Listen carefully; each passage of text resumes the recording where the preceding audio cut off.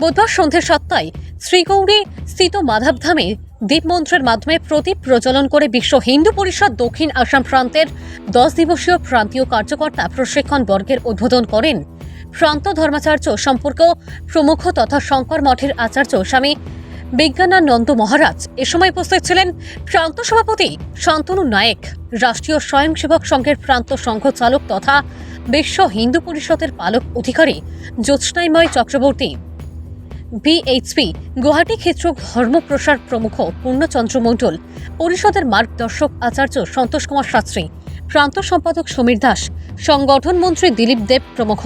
গোপীব্রত গোস্বামীর পৌরোহিত্যে উদ্বোধনী সভায় বক্তব্য প্রদান করেন উপস্থিত অতিথিরা। সংঘ পরিবার ও ভিএইচপির স্থাপনা কি উদ্দেশ্যে হয়েছিল এ নিয়ে বিস্তারিত আলোচনা করার পাশাপাশি সাংগঠনিক বিভিন্ন বিষয়ের উপর আলোকপাত করেন তারা। এছাড়া বর্গের অনুশাসন মেনে আগামী দিনগুলো চলার আহ্বান জানান বক্তারা। 22 জুন ভব্য কার্যক্রমের মাধ্যমে বর্গের সমাপ্তি হবে।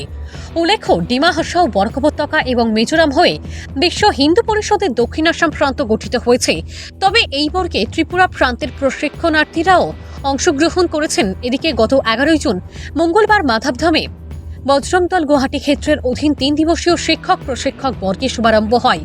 ওই দিন উপস্থিত ছিলেন বিশ্ব হিন্দু পরিষদের প্রান্ত সভাপতি শান্তনু নায়েক, গুয়াহাটি ক্ষেত্রের ধর্মপ্রসার প্রমুখ পূর্ণচন্দ্র মণ্ডল, বজরং দল ক্ষেত্র সংযোজক বিশ্বদেব ভট্টাচার্য সহ অন্যরা। বৃহস্পতিবার বিশ্ব হিন্দু পরিষদ দক্ষিণ আসাম প্রান্ত প্রচার ও প্রসার প্রমুখ